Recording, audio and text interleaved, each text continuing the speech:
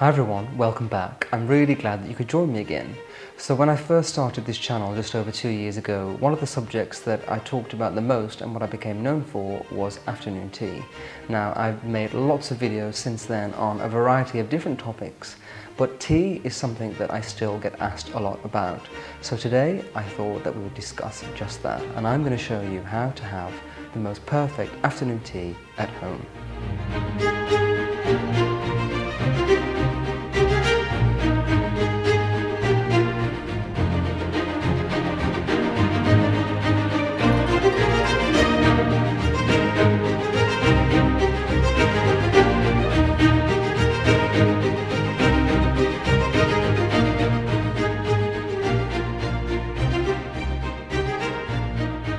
So first, let's talk about the history of afternoon tea. Afternoon tea began in the 1870s when Anna Marie Russell, who was the Duchess of Bedford, decided that the time between lunch and dinner was too far apart. Dinner time back then was usually quite late, around 9 p.m, so that is quite a long gap. So she decided to ask her servants to bring her some tea and some little sandwiches and cakes so that she could fill the gap. And she enjoyed this occasion so much that she decided to start inviting her friends to join her for tea. Now, afternoon tea became a real social connector when Queen Victoria joined Anna for tea, and then everyone just assumed that it was going to be this wonderful thing, and it really took off in society, and afternoon tea became what we know and love today. Now, over the years, tea has become unfashionable. It's fallen out of fashion a little bit. It's not something that we do every day here in the UK, but in the last few years, it's been revived again, and people have seen what a joy tea can be. So you can often go to London, and whatever beautiful hotel or restaurant you go to, they will have their own version of afternoon tea, and it is always wonderful. And it's just one of those things where you can sit with friends or family or a loved one, sit for a few hours, relax and enjoy a beautiful selection of sandwiches, cakes, and of course, tea.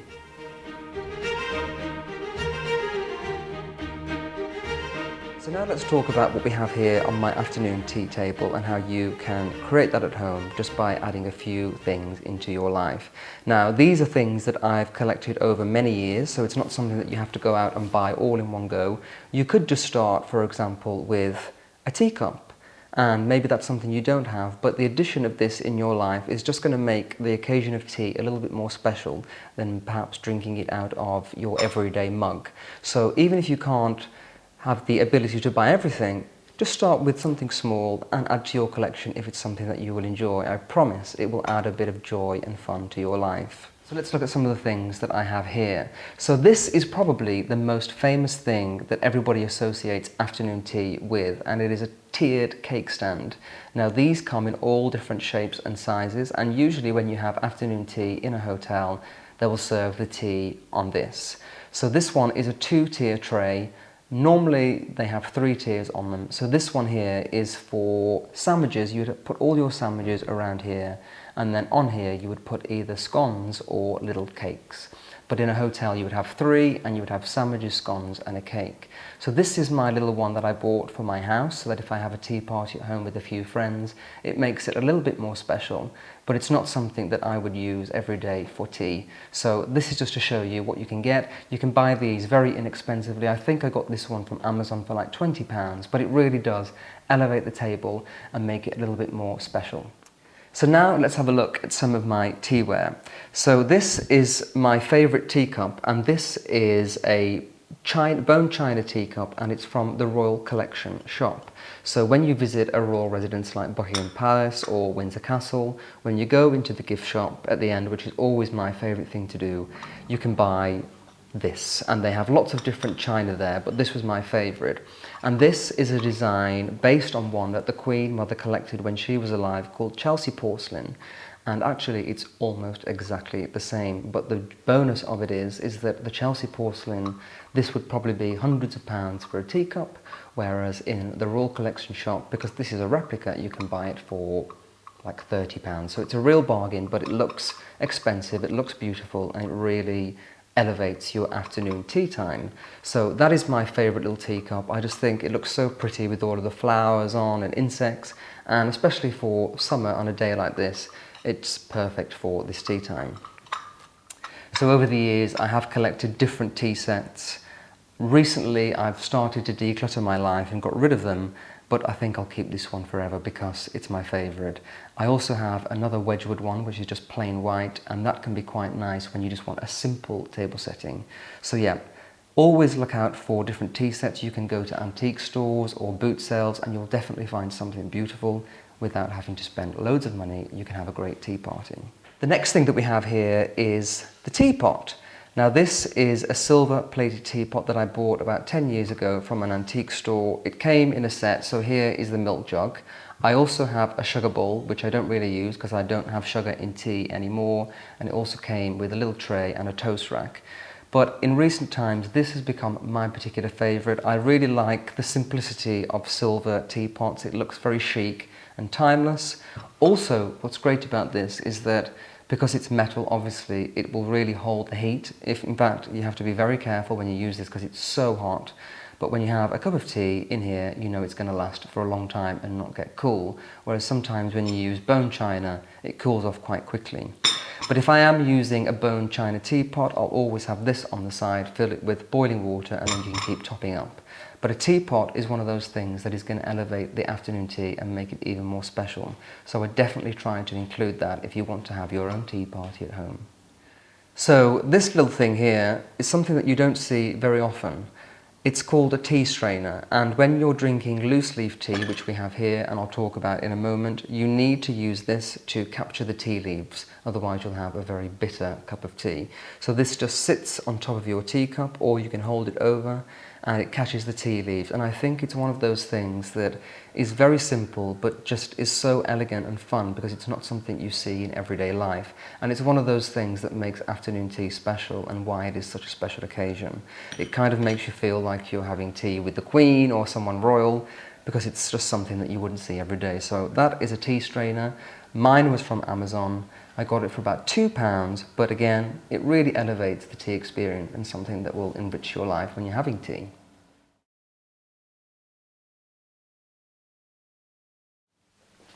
So now let's talk about the actual tea that you drink when you have afternoon tea.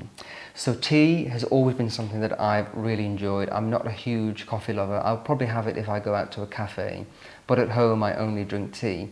So when I was starting my brand and thinking about what kind of products I wanted to have, the first one obviously being my Botanica candle, which is based around an English garden, which is, by the way, a wonderful scent to add to the room on a day like this when you're having tea. But the other thing that I wanted to do was have my own blends of tea.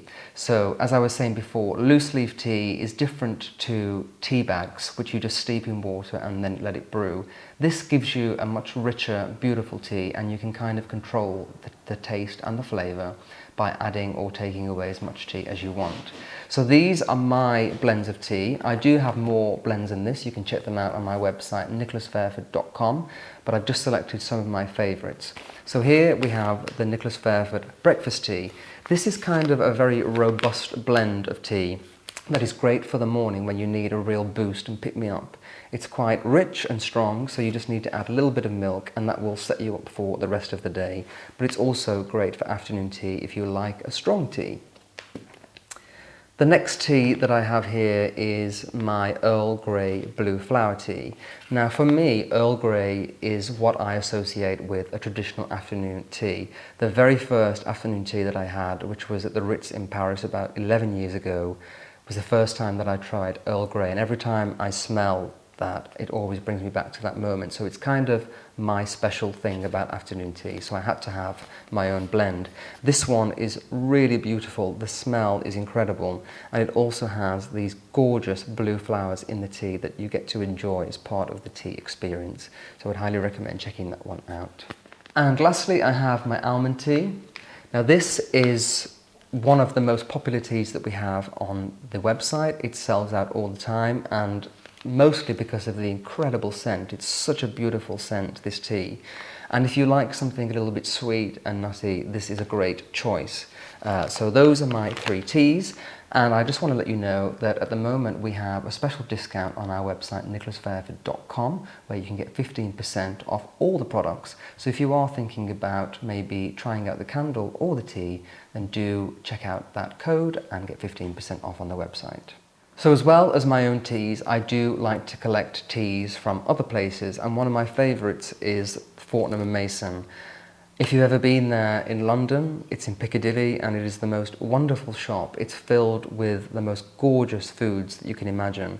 And one of my favourite teas is their Classic World Assam tea. This is a rich golden flowery orange tea, and I just love this tin that it comes in. I think it's so cute, and the scent is incredible. But what I also like about these tins is that once you finish the tea, you can keep these and do whatever you like with them. They always look great in an interior or in a kitchen to store lots of different things, but I really like the Fortnum & Mason range. So those are my favourite teas, and they really make a great afternoon tea party. Now, very lastly, when we're thinking about how to create a wonderful tea party at home, we've talked about all the things that you need to throw a tea party, and now the last things are just about aesthetics. So you can see on this little round table I've got a white tablecloth. This is not something that I'd want to use every day to dine with, but afternoon tea is one of those rare occasions when you can be a little bit fancy and do something that you wouldn't usually do. And for me, that means a white tablecloth. I just think it looks so crisp and clean, and it is really a traditional thing that you would expect if you had tea in somewhere like the Ritz in London. Next, a nice thing to add to your table setting is a proper linen napkin. Napkins are another thing that I really love to collect. I've collected quite a lot over the years, and I keep them in my drawers in my dining room. This linen napkin is my newest one, and this is actually one from our store, nicholasfairford.com. This was made in Italy using recycled fabric, and I have to tell you that this is the most luxurious napkin that I own now because it is so thick, this linen. It's just an incredible quality, so I'm very, very pleased with it, and I'm very proud to offer it to my audience. You can check these out on my website and just see. So this is a garden collection napkin. It's got this beautiful green embroidery on here, and what I wanted to do was to create a set of napkins that represent an English garden. So as well as the candle, which does that in scent, you can have these, and what I like about them is that they're real heirloom pieces. You can keep them for many, many years, pass them on from generation to generation, and I know that these are such great quality that they will last for all that time. So here we have a little tree that's been shaped into an espalier, and on the other designs we've got a little topiary tree, a knot garden, and other things. So these are really a beautiful napkin, and I just think that when you're having afternoon tea, it is one of those special occasions where you have to kind of be a little bit extra, and having a linen napkin shows someone that you really care about them. It's a lot of effort to put this out there and to wash them and launder them, but it is just a great thing for afternoon tea, and it's something that I always like to use.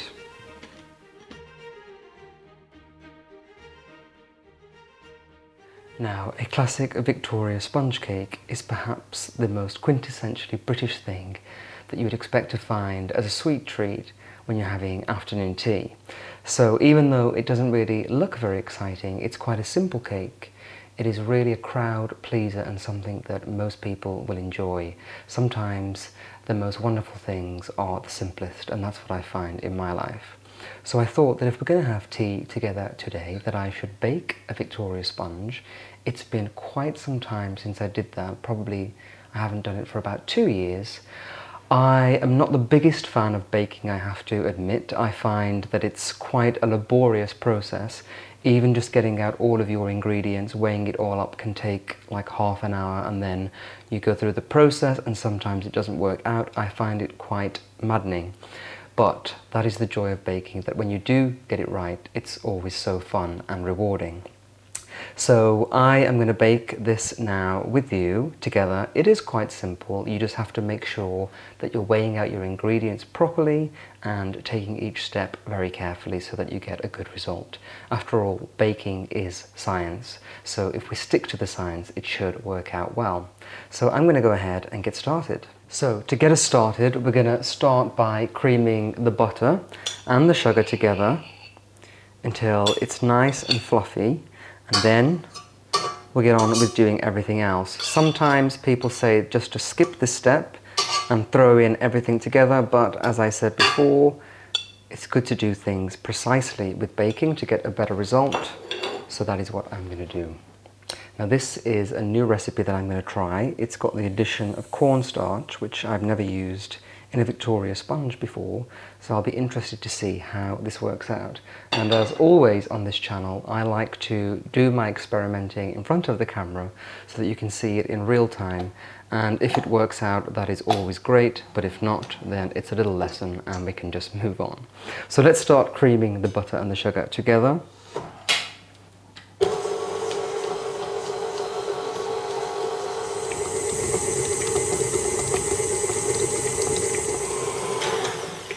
Okay, that's looking pretty good, so let's just beat this in, and what I'm going to do now is add in a vanilla extract and give it another little whiz through, just to incorporate those things together. So quite easy so far, I think you'll agree.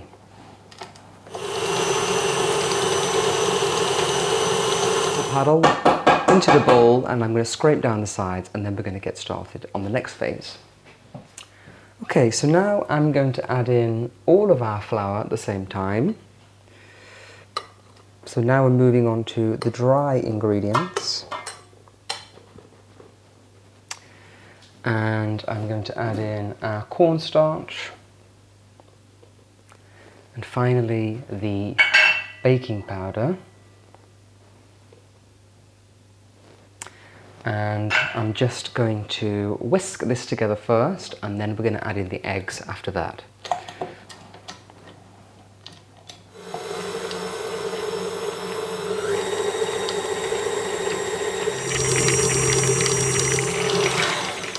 So as you can see, this is now quite a crumbly texture. So I'm just going to scrape down the sides once again, and we're going to add in our egg, which will bring this batter together and get that classic Victoria sponge batter consistency that we're looking for. So yes, nice and simple and easy, and I think this is going to turn out really well. I've just got a good feeling, and when you have a good feeling, it usually means that is what's going to happen. So let's keep our fingers crossed.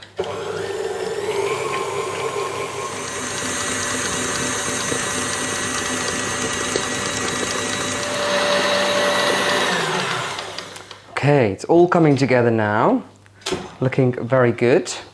So I'm just going to give it another scrape down. And now what we're going to do is we're going to add in some milk. Now we're just going to add this a little bit at a time, just so that we get the right consistency. We want it to be kind of dripping off this whisk. So let's just add this a little bit. I've got 3 tablespoons here. I'm just going to add a little bit at a time, whisk it through, and then keep assessing the situation.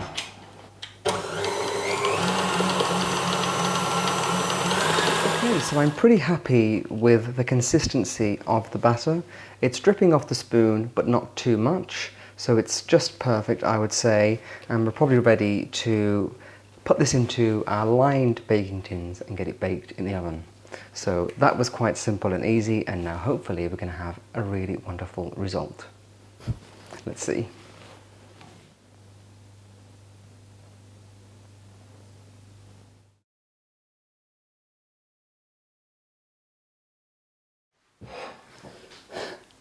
So one of my favourite chefs, if you would like to call it, or cooks, who I admire the most is Julia Child, and one of the reasons why is because I could see that she had this wonderful enthusiasm and spark for life when she cooked.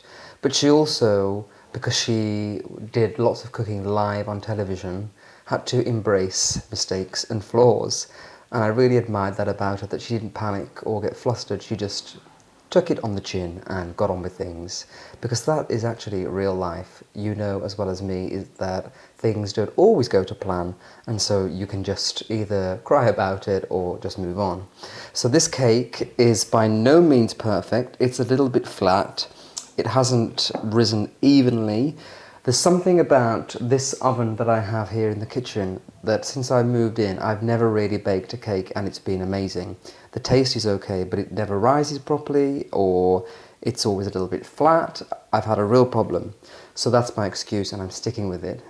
No, but seriously, I think there might be an issue with that oven. Maybe the air's not circulating properly or it's not getting up to temperature, but I've never really baked a cake that looks aesthetically pleasing. But this is real life, so I am going to just carry on, and what I want to show you is that even if it doesn't look that great, you can still try to fix it. And if it tastes okay and I can tell that this is a good sponge, then you should just go with it and see how it goes. So I am going to keep this cake. I was considering starting again, but life's too busy and life's too short, so let's just carry on and enjoy the cake that we have. So to even this out a little bit, because it's kind of sloping up, I'm just going to start by adding some cream, double cream that I've whipped. I'm going to put this here just to kind of even it out, so we'll put a little bit more here than on the rest. So it's kind of a mound building up, and then I'm just going to start spreading it over to the rest of the surface as well, so that it's got a nice coating. But this is a classic combination, cream and raspberry jam actually for a Victoria sponge, but I'm not so keen on raspberry, so I'm just going to do strawberry jam, and that's what I have in the house, so that's fine. But yes, the taste of sponge, cream, jam, all together is a wonderful thing, and when you have it with a cup of tea and some nice cucumber sandwiches, what really could be better than that? Let's add the jam onto here. Quite a nice, generous helping of jam, if you please. And I always like to, I buy it in the jars, and then I like to put it into a bowl like this so that you can really loosen it up with a spoon, and you've got a better consistency for spreading it. Jam is one of my favourite things ever. I could eat it every day, but then perhaps not the best for your waistline, but I do love jam on toast, on crumpets, in cakes. I just think it's the most wonderful thing. One of the things that I used to do when I had a little garden was plant strawberries, and then I would make my own jams. Now what you would usually do to finish off a Victoria sponge is dust it with caster sugar, or some people like to dust it with a little bit of icing sugar just to give it a nice dusting. But it's summertime now, and I think that on a plate when you're having tea there can be a lot of brown and beige, so I want to make it look a little bit more bright. So I'm just going to finish it with the cream, and I've got a lot left, so I might as well use it up. And this will just make it look more like a summer pudding, and get rid of all that brown and tan. It's just to liven it up a little bit. So yeah, it'll probably make it look a little bit more pretty as well. So there is a lot that you can do to save a cake that perhaps hasn't turned out how you were thinking in your head. And then I'm going to finish by adding some strawberries around the edge. And I think it's actually looking quite nice now. So with a little bit of imagination, you can save the day and actually make something that looks quite nice. Not bad. Not bad. I think that is pretty good, and it will look quite nice on the table as well. So that's it. My Victoria sponge that was not so amazing to begin with, but I think is going to turn out pretty good.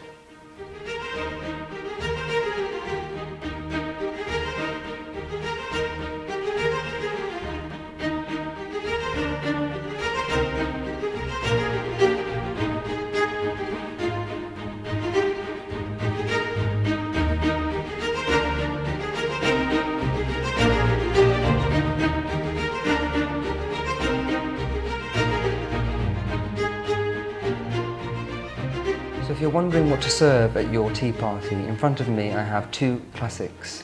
First we have the Victoria sponge cake, which we've just made together, which I'm very pleased with how it's turned out. Again, a slightly different spin by adding the cream on top and some strawberries, but I really feel that it brings an element of summer. And then we've got cucumber sandwiches. These are perhaps the most quintessentially English sandwich that you could get for an afternoon tea, and I like them because they look really delicate. What you do is you peel the cucumbers really thinly, get rid of the rind, and then slice them into very thin slices, and then you have a very delicate thin finger sandwich. You just add a little bit of mint on top to garnish and make it look even more pretty, and that is your classic cucumber sandwich. Now with afternoon tea, if you went to a hotel or a restaurant, you would probably get a variety of sandwiches. You would always get a cucumber, probably a chicken sandwich in some form, and another classic one is egg and also salmon. But if you're having a tea party at home, I wouldn't really worry too much about making loads of different sandwiches. Just choose one or two, and that will be fine for you and your guests. This isn't a hotel, it's your home, so just do what you find easiest. Another thing that you would expect to see in your afternoon tea, which I don't have here today, are scones, and they're a real classic British dish. You can find a classic scone recipe on the blog, nicholasfairford.com, and also if you search Nicholas Fairford scone recipe here on YouTube, I've made a few versions of scones that you can find. The recipe is super easy and really delicious, so do check that out. But I find that when I'm having tea at home and I've got a friend here with me, we just want a little cup of tea, a nice sandwich, and then something sweet to finish off. And if you have scones, it can be a little bit too much sometimes. So for my tea parties, I just like to keep things simple and elegant, and these are real crowd pleasers.